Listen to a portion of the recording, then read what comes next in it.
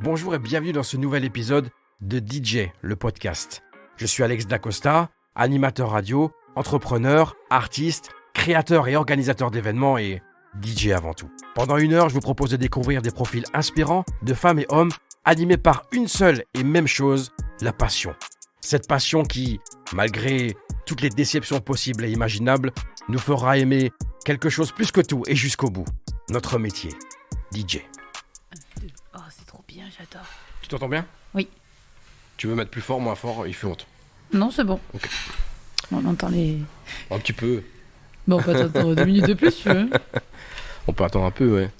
Alors, je vais faire un petit mot d'intro et après, je vais remercier le restaurant Les Vignes de nous accueillir et comme ça, si jamais 2-3 petits bruits d'assiette, je leur expliquerai que c'est normal.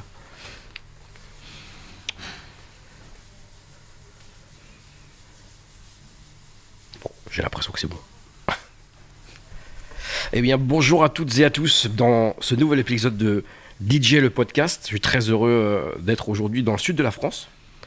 Je suis du côté de Montpellier pour faire un entretien avec quelqu'un que j'apprécie beaucoup et qui, je pense, aura un parcours très inspirant.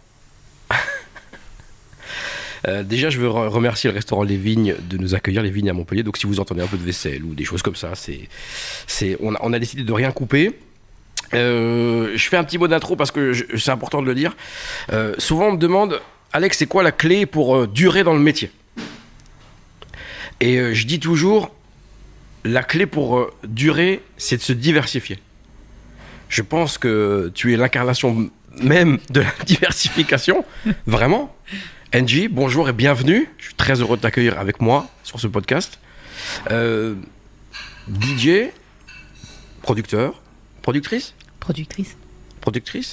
DJ ou DJ, je sais pas. Ah, commence pas. Un jour tu m'as. Bruno Guillon, il a dit DJ, t'as rien dit. Hein, ouais, mais c'est normal, c'était Bruno. Je t'ai même pas dit bonjour là que ça commence. On enchaîne direct. Non, mais on dit DJ. Comment tu as envie qu'on le dise ? Alors, toi qui es DJ aussi, oui. Tu sais que DJ est un mot anglais.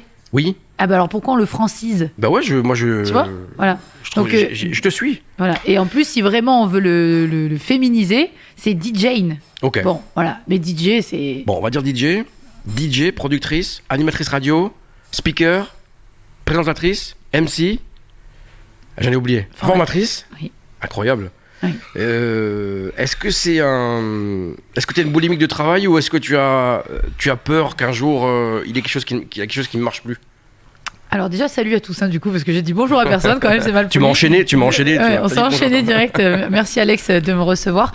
Je suis boulimique du travail. J'avais jamais employé cette expression, je pense que je vais la retenir. Tu sais que c'est un symptôme du haut potentiel, hein. Ah oui ? Intellectuel. Ah, je vais me tester, tiens. Je me suis fait détecter moi, donc du coup, voilà, c'est bon. Ok, bon, je vais aller me faire détecter, tu me donneras le. Tu vas te faire dépister. Alors, c'est hyper intéressant, forcément, tout ce que tu fais. On va essayer d'en parler un maximum. Parlons du début. Comment ça commence ? Ça commence ? Et quand ça commence ? À quel moment ? Alors, je fais du tennis à haut niveau, très important. Ok. Parce que c'est du fait que j'ai arrêté que je me suis tournée vers la musique. C'est pour ça que t'es balèze, les baraquets, c'est pour ça ? Ouais, t'as vu, j'ai des gros bras. À l'époque, ils étaient très gros. Ils étaient gros, en tout cas. Et je suis à fond dans le tennis, numéro 1 mondial de tennis, je vise toujours plus haut, etc. Et puis, très compliqué. Numéro 1 mondial de tennis ? C'était l'objectif. Ah, ok. Oui. J'ai cru que t'étais numéro 1 mondial de tennis. Non, je me suis dit, attends, oui, dans mes rêves, donc. Okay. C'est ça, c'est bien ce que je disais. Okay. Et j'étais très, très haut classée pour mon âge, donc j'avais tout pour réussir, mais mon mental compliqué. Il faut savoir que dans le tennis, il vaut être meilleur dans le mental que dans le tennis, et moi, c'était plutôt l'inverse. Donc bref, je finis à 17 ans par lâcher la raquette. Les parents qui me disent, il faut faire des études, hein, évidemment, donc je ne sors pas trop. Et heureusement, j'ai un ami qui était DJ, un ami de mes parents, qui les a convaincus de me laisser sortir avec lui. Il n'aurait jamais dû, hein, parce que du coup, je suis sortie avec lui. Ah bah non, au contraire. Oui, pour mes parents, bien sûr.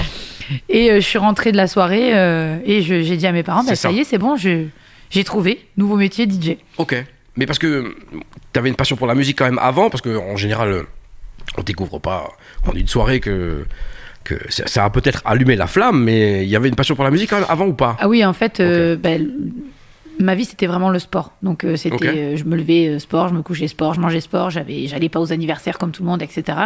Je me motivais en musique, quoi. J'avais ma playlist, j'enregistrais, je crois que c'était Eurodance ou le samedi soir, là, avec Corona, tu vois, tous les trucs un peu comme ça. J'avais mes cassettes et je les enregistrais quand je pouvais pas les écouter et je passais ça en boucle, je faisais mes devoirs en musique, il me fallait tout le temps de la musique en fait. Donc elle était là quand même là déjà ouais. Sans m'en rendre compte du coup, mais c'est vrai que elle était tout le temps là présente. Sans musique je me sentais je sais pas, il me manquait un truc. D'accord.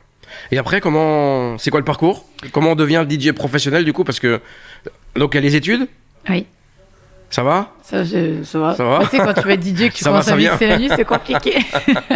Du coup, je vais quand même jusqu'à un BTS négociation relation client commercial, parce que je sais qu'aujourd'hui, ça a changé de nom.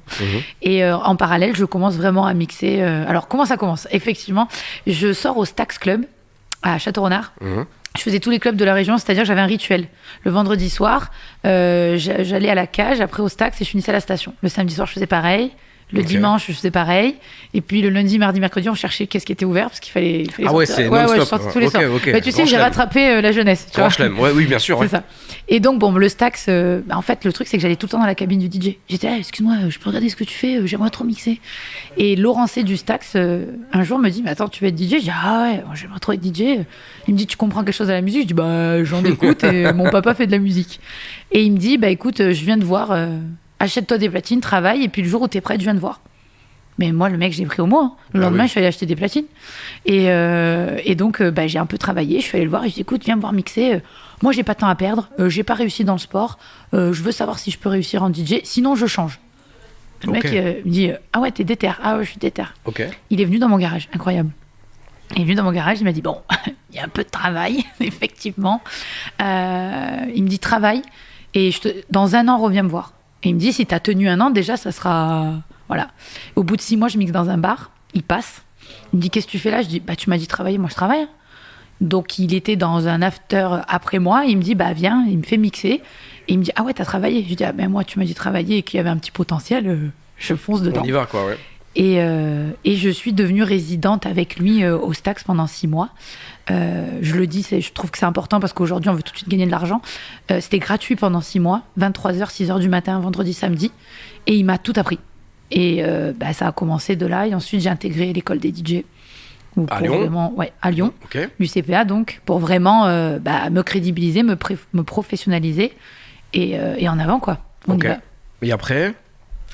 Après, tu deviens résidente ou tu deviens tout de suite guest? Alors, j'ai eu la chance d'être guest tout de suite. Alors, au début, dans des petits bars, des clubs, etc. Parce que c'est vrai que sur Avignon, avoir une fille, c'était un peu... J'étais la seule. J'allais dire, on est en quelle année, là?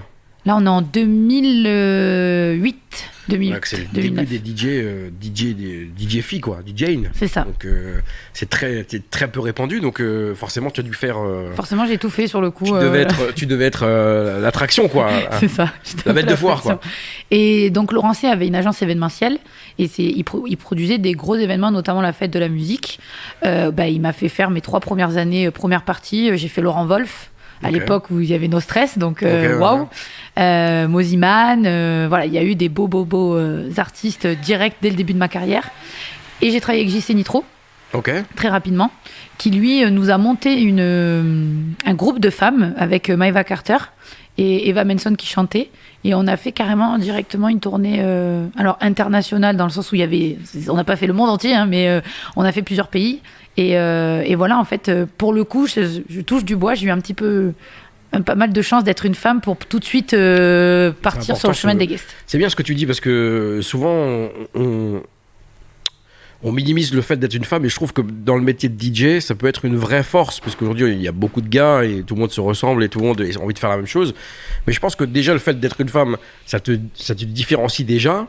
Et en plus, mais forcément, ça doit aussi être beaucoup plus dur dès le départ, à mon avis, parce que souvent, je pense qu'on te fait pas venir seulement... Au début, on te fait pas venir seulement pour ta capacité de musical and mix. Voilà, moi, c'est pas le cas, mais et je trouve que c'est vrai que ça peut être plus simple, mais au départ, il faut quand même s'accrocher beaucoup plus.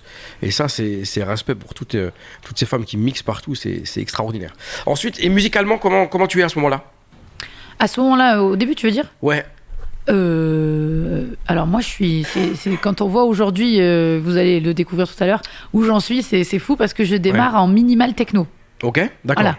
Et je joue commercial parce que l'UCPA, on nous a pris, et surtout j'allais dans des lieux, la plupart du temps où c'était commercial, mais ce qui me faisait kiffer, c'est aller à la Villa Rouge à Montpellier et jouer de la techno et de la minimal, quoi. D'accord.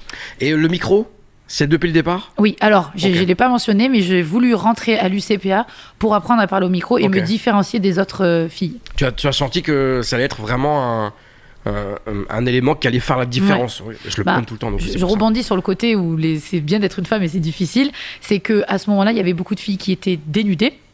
Et moi, pas du tout. Hein. J'étais plutôt un garçon manqué. Donc, en plus, physiquement, par rapport à ces filles-là, il n'y avait pas de rapport. Et donc, je me suis dit, comment je vais faire pour me démarquer parce que moi, je me mettrais pas nue et je voulais vraiment rester physiquement un peu ce garçon manqué pour dire, non, on va pas me prendre pour mon physique. Alors, désillusion totale, hein, il a fallu quand même que je me féminise pour pouvoir y arriver. Ouais. Vraiment, ça, tu vois, tu parlais de problématique. Ça a été une vraie problématique. Ouais. Je pense que je n'en serais pas là aujourd'hui si je ne m'étais pas féminisée. Vraiment. D'accord. Très honnêtement, très sincèrement. Okay.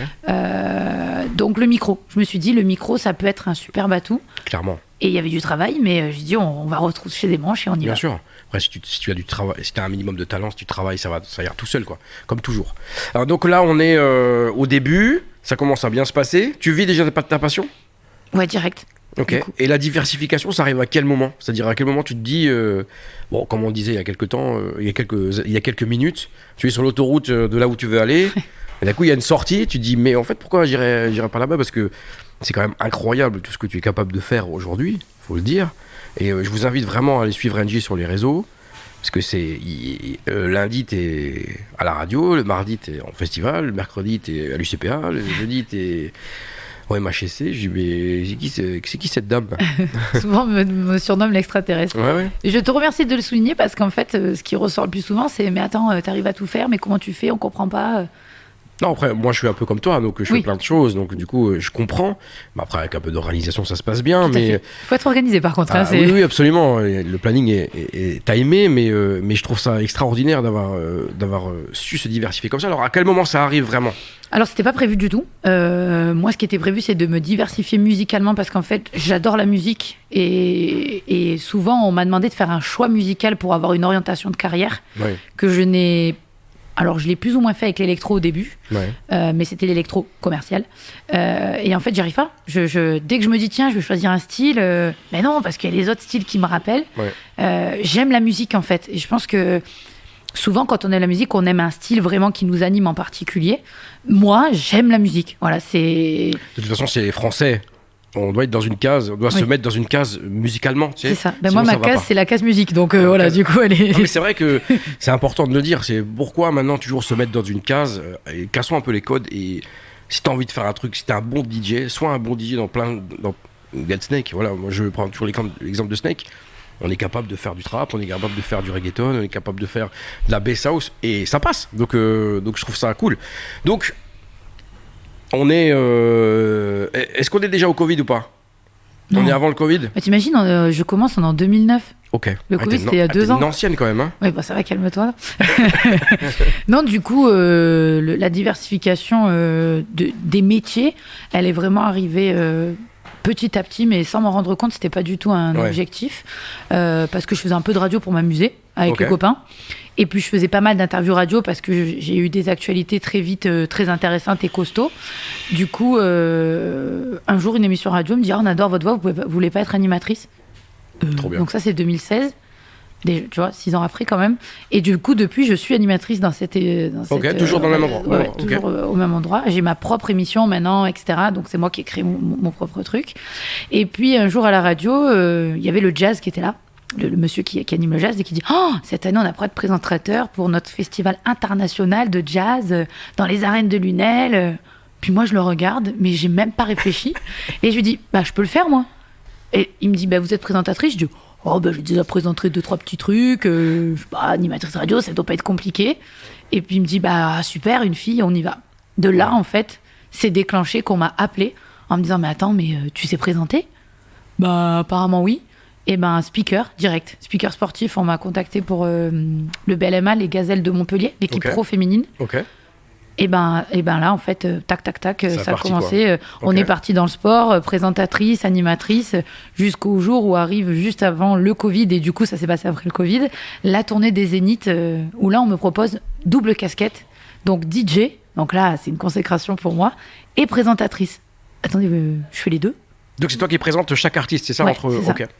Et pour moi c'est une fierté de dingue parce que au lieu de prendre 2 personnes, on m'a dit fais les deux. C'est tellement rare, tu vois, tu disais en France, normalement, si tu prends... Ça devait coûter moins cher aussi, je pense. Ouais, ça coûte moins cher aussi, c'est sûr. Pardon. Non, mais enfin, tu vois, c'est d'avoir confiance en la personne et lui donner 2 casquettes. Ouais. Je peux vous garantir que ça n'a pas été facile tous les jours, du coup, d'avoir ces 2 casquettes. C'est ouf d'en arriver là, parce que, voilà, c'était pas du tout prévu. Et du coup, sur un concept... 90 2000 en plus. Encore rien à voir. Rien à voir. Donc tu es une vraie polyvalente de la musique, donc ça c'est hyper intéressant. Donc tu as beaucoup toujours travaillé ta culture musicale depuis toujours. Donc ça c'est hyper intéressant parce que tu n'es pas donc bloqué dans une case. Après je sais qu'aujourd'hui tu as très envie de devenir vraiment quelqu'un de reconnu dans le latino et je t'encourage vraiment à fond. Mais et le latino ça arrive quand? Le latino, en fait, ça a toujours été là, parce que comme je jouais commercial, si tu veux. Ouais. Et en fait, j'ai eu un passage où j'étais mal à l'aise derrière la scène. Ouais. Et souvent, en fait, on me disait que je faisais la tronche, tu vois. Ouais. Je dis, bon, attendez, je suis en train de kiffer ma life, pourquoi vous me dites que je fais? Et c'est souvent revenu, et en fait, c'est souvent du coup que des gens m'ont pris un peu comme si j'étais hautaine, ou en mode, putain, elle a pas l'air cool, la fille. Et je me suis vraiment posé la question, je me suis dit, mais attends, mais moi, je kiffe ce que je fais, je comprends pas, je suis une fille souriante. Ouais. Et puis un jour, un festival arrive et je mixe en basket. Donc tu vas comprendre le truc. Je mixe en basket et puis là, tout le monde me dit « Waouh, mais Angie, t'as sorti un truc de ouf, c'était dingue. Et puis alors, t'avais une aisance. » Et moi, je dis « Ouais. » Je dis « Mais en même temps, je suis en basket, quoi. » Et là, je dis « Mais c'est ça le problème. C'est que je mixais en talons et en robe, en fait, parce que, tu vois, je m'étais féminisée et tout ça. Okay. Puis c'était quand même, toutes les filles, on était quand même plus ou moins bien apprêtées pendant une longue période.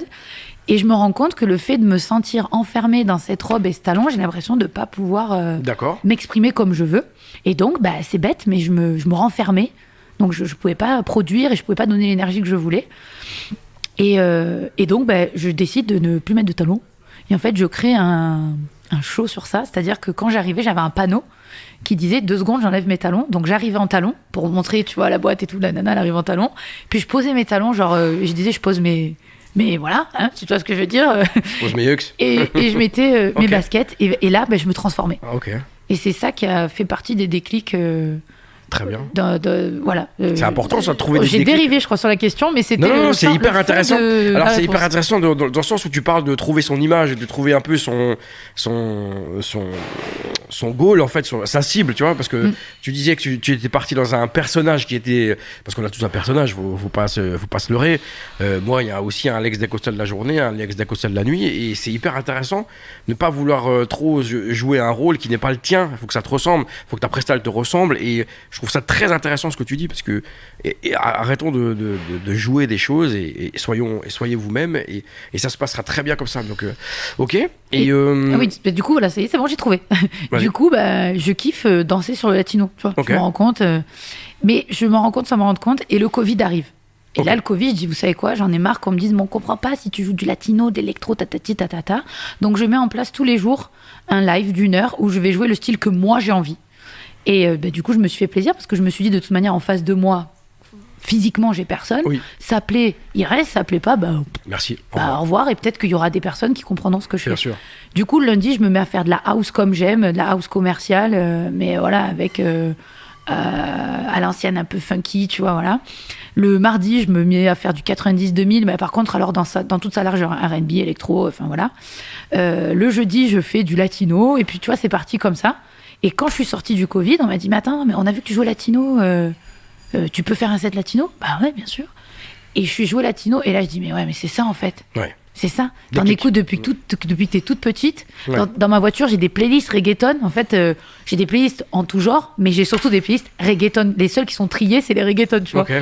Et je dis, mais en fait, t'as la réponse sous tes yeux et tu la vois maintenant. Souvent, c'est ça. Hein. Souvent, on a la réponse devant nous. Et c'est comme moi à la base. Hein. À la base, moi, je voulais faire une tournée hip-hop. Alors je me dis, mais pourquoi je vais concurrencer Abdel et Cut Killer alors que la réponse elle est devant moi. Donc, ok, donc Covid arrive, alors ça c'est hyper intéressant. Donc du coup tu décides de te mettre en scène donc, sur les réseaux, Oui. Ça se passe bien. Oui. Et sortie de Covid, comment ça se passe? Sortie de Covid, bon, on a tous, je pense, eu une année un peu où clairement on est allé là où on nous a appelés. Perso, j'ai fait partie de ces personnes où d'un coup tu te retrouves sans rien, surtout que j'ai plusieurs casquettes. Donc moi je me suis toujours dit, il faut que tu développes d'autres casquettes parce que si un jour DJ ça marche pas comme tu veux ou ça s'arrête, tu te blesses pour X raison, qu'est-ce que tu fais?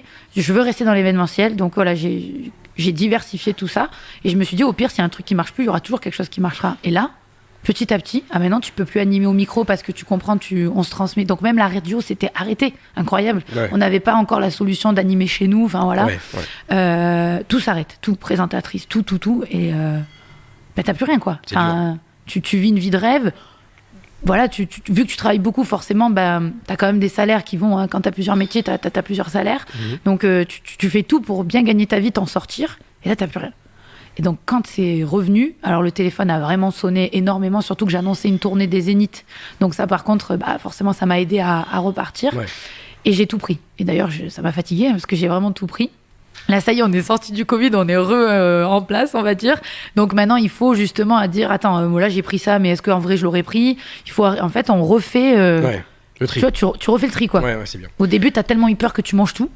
Ouais, mais il faut. Après, ça t'a permis de te tester aussi, physiquement, et puis aussi dans les prestats, parce qu'il y a sûrement des prestats que t'avais jamais fait, ou je sais pas, mais faire une tournée des Zéniths, tu l'avais pas forcément fait, donc c'est un exercice particulier, donc c'est très intéressant. Et aujourd'hui, ta cible, au niveau des dates, on est plus club, plus événementiel, plus festival, ça peut tout. Alors, toujours un peu tout, mais c'est vrai qu'avant, on mettait vraiment en numéro 1 les clubs. Aujourd'hui, on essaye vraiment tout ce qui est festival, corpo, gala, BDE, événements d'entreprise, parce qu'il y a une vraie effervescence au niveau des entreprises. Alors, quand je dis entreprise, par exemple, je vais mixer sur le tarmac de l'aéroport de Perpignan. Tu vois, c'est un truc... Voilà, c'est pas forcément l'entreprise lambda qui fait un after-work. Ça l'est aussi, hein, mais voilà, c'est des trucs... ce sont des gros événements auxquels on n'aurait pas pensé. Et quand tu fais ce type de prestation, tu es booké par qui? C'est le client qui te book au direct ou tu travailles pour des agences événementielles? Qui ont ces genres de clients? C'est des agences événementielles, okay. Donc c'est très important pour peut-être des jeunes DJ qui nous écoutent d'être pas forcément être focal club, mais aussi de se rapprocher d'agences événementielles qui ont des gros catalogues de clients et qui peuvent à un moment donné vous ramener du business, vous ramener des prestats, parce qu'aujourd'hui il est important, je le dis encore une fois, et j'en ai la preuve, c'est qu'il faut se diversifier. Ok, donc là on arrive, on est aujourd'hui, et parce qu'on n'a pas parlé de quelque chose, tu as fait un peu de télé il y a pas longtemps. Tout à fait. Et comment ça s'est passé cette histoire? Alors, comment ça s'est passé? Ça s'est bien passé? Ah oui, franchement. Et la question qui revient tout le temps, est-ce qu'ils sont cool, Bruno et Nagui? Ils sont hyper cool. Ouais. Et d'ailleurs, je te le disais en off tout à l'heure, c'est ce qui fait qu'ils sont cool, que l'émission se passe bien, en fait. Parce que c'est sûr que si tu as affaire à des présentateurs qui sont pas très sympas, je pense que tu vis pas pareil. Donc, hyper cool. Comment ça se passe? Bruno m'a contacté sur Instagram. Directement, en personne, en me disant, il dit voilà, avec Nagui on fait une nouvelle émission. J'avais apprécié ta répartie dans Bruno dans la radio. Bruno Guillon du coup. Bruno Guillon, qui du coup a son émission sur Fun tous les jours, le matin. Et j'avais mixé avec Jordan, on a un duo qui s'appelle Perplexe. On était allé donc avec un autre projet. Ouais, un autre projet, oui c'est vrai, j'ai un duo aussi, j'en oublie tellement. Et on va tous les deux mixer dans Bruno dans la radio. Et... Bon, forcément, on parle au micro un petit peu, et puis moi, ils m'ont un petit peu chatouillé, donc j'ai répondu avec tout mon aplomb, et Bruno a retenu ça. Donc ça, c'était en 2019. Il me contacte il y a 1 mois, 2 mois, en me disant, voilà, il me dit, je me suis rappelé de ta répartie, et on veut quelqu'un comme toi dans notre émission avec Nagui. Je crois que je l'ai réécouté 4 fois, et je l'ai appelé 2 jours après. Tu vois, j'ai tellement... Comme quoi, il est important de toujours bien faire ses prestations, quoi qu'il arrive, quoi qu'il se passe, la façon dont on est accueilli, parce qu'un jour ou l'autre, on se souviendra peut-être de toi, peut-être dans 2 ans, 3 ans, 4 ans, 5 ans, c'est hyper important, parce que des fois on fait des trucs, on sait jamais qui y a dans la salle en plus, donc c'est hyper important c'est hyper important comme discours. Et si je peux me permettre, Alex, de rebondir sur ça. Rebondis. On est confronté à quelque chose aujourd'hui, je trouve, dans tous les métiers, dans tous les domaines, c'est que je l'ai vu avec des vidéastes, donc je vais vous le donner avec les vidéastes. Un vidéaste, si on le paye 300 € au lieu de 1000 €, ben, il va faire un travail moins bien dans sa tête. Hein. Il va dire, attends, moi je suis pas payé 1000 €, donc pour 300 € je vais pas te faire un truc pour 1000 €. Ben, en fait, ne fonctionnez pas comme ça, jamais de votre vie. Ne le faites pas. Jamais votre vie. Moi, je fais des prestations de bénévoles pour des associations, mais je me donne encore plus que quand on me donne... Enfin, c'est donnez-vous toujours à 3000%, que vous soyez à 0 €, à 2000, à 10 000, à 100 000 €, parce que vous ne savez pas qu'est-ce que ça peut vous apporter. Et puis moi, je dis toujours 0, 50, 10 000 €, tu as accepté de faire le job.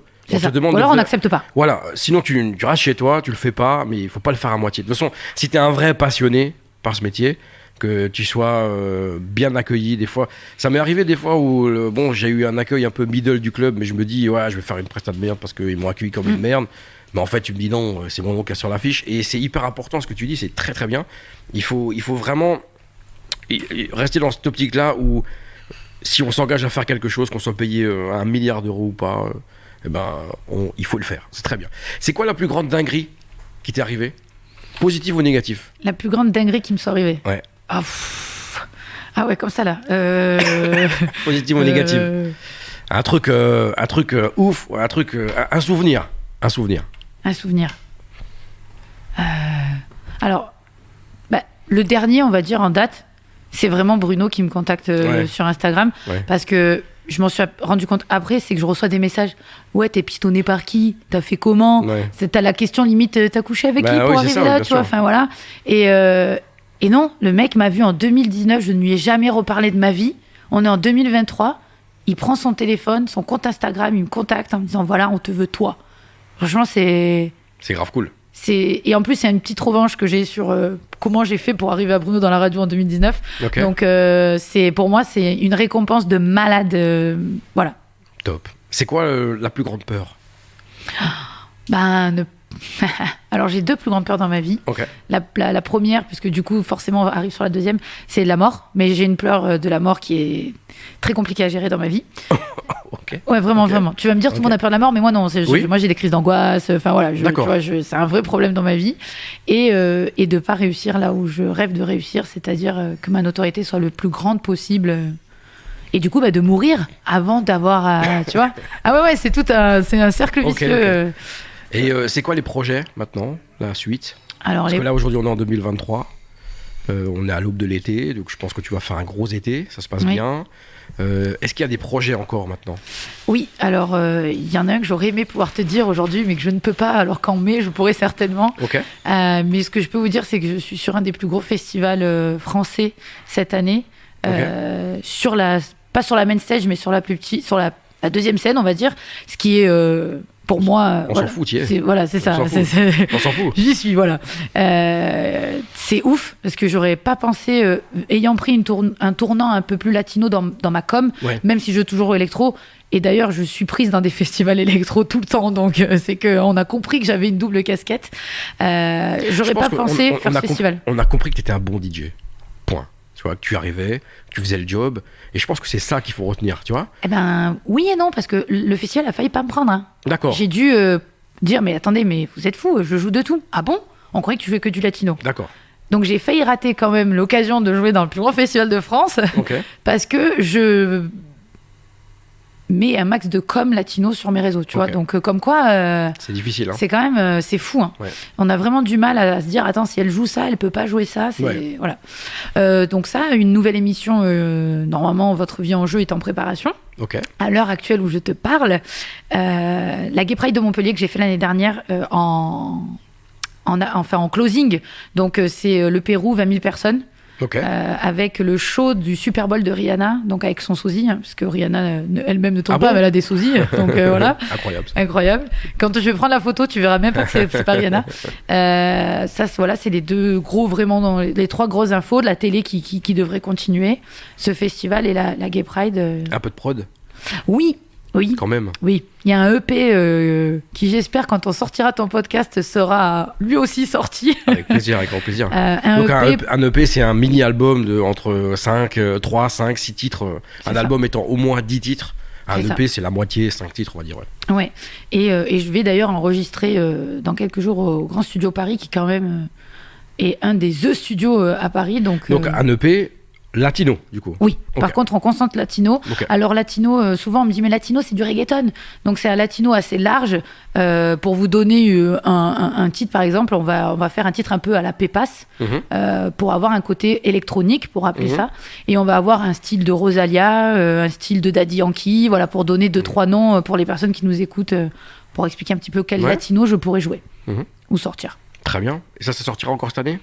J'espère. Ça, tu sais, tant que c'est pas fini, j'aimerais que ça sorte avant l'été surtout. On aimerait toujours que ce soit très vite fini pour passer à autre chose, mais c'est des fois plus compliqué. Merci beaucoup, Angie, pour cet entretien. Est-ce que tu as oublié t'as envie de parler quelque chose qu'on n'a pas parlé ou pas ? On n'a pas parlé du CPA, tiens.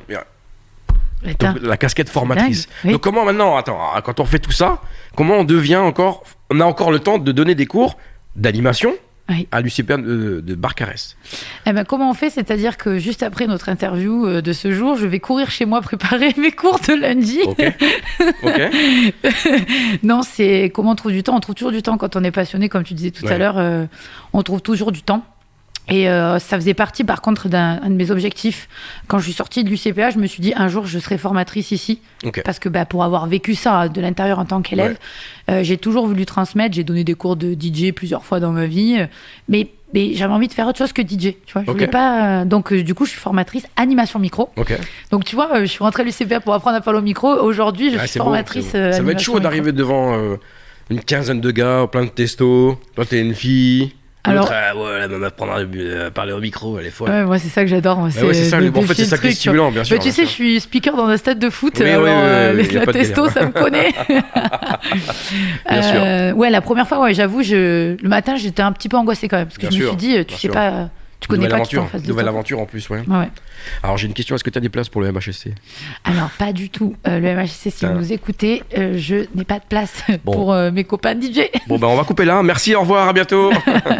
Non, en tout cas, je suis vraiment ravi de t'avoir eu sur cet épisode parce que c'est vrai que je prône tout le temps la diversification. Allez vers d'autres terrains, faites plein de trucs, allez-y, ne vous enfermez pas dans un truc. Et en plus, non seulement tu diversifies musicalement en tant que DJ, mais aussi en tant qu'entrepreneuse, et ça c'est vraiment vraiment grave cool, et j'apprécie vraiment. J'espère que derrière le poste vous serez inspiré par si vous êtes jeune DJ ou peut-être un ancien DJ en reconversion, prendre l'exemple d'Angie parce que c'est vraiment hyper inspirant comme profil, et je te remercie beaucoup d'avoir accepté cet entretien. Merci Alex, ça me fait super plaisir que tu m'aies choisi pour ça me paraît logique. Pour tes premiers podcasts, donc t'es la première fille à qui j'ai demandé. C'est cool. Je sais pas, pardon pour les autres. Mais il y en aura d'autres parce que je suis la première, les filles. moi j'ai pas de problème homme-femme, tu vois, donc je suis très très heureux d'accueillir des hommes, des femmes, parce que je trouve que on a tous à apprendre de tout le monde, et il y a une vraie place pour les femmes dans ce métier-là, vraiment de ouf. Je suis d'accord, et je vais même rajouter une chose, c'est que je pense qu'il n'y a pas de concurrence. Souvent on dit non mais machin. Moi j'estime qu'il n'y a pas de concurrence et qu'il y a de la place pour tout le monde. Il faut juste être confiant de ce qu'on fait, être passionné, et on y va et on regarde pas en fait à gauche, à droite ce qui se passe. Voilà. Ouais. Merci encore. Merci Alex. À bientôt. J'espère. On fera un épisode pour parler de l'EP. D'accord, c'est bon, pas de soucis. Bisous, ciao. Merci d'avoir écouté ce nouvel épisode de DJ le podcast. J'espère que vous avez passé un moment inspirant ou tout simplement divertissant. Pour soutenir complètement le programme, je compte sur vous pour liker cet épisode ou tout simplement vous abonner au podcast. C'était Alex Dacosta et c'était DJ le podcast.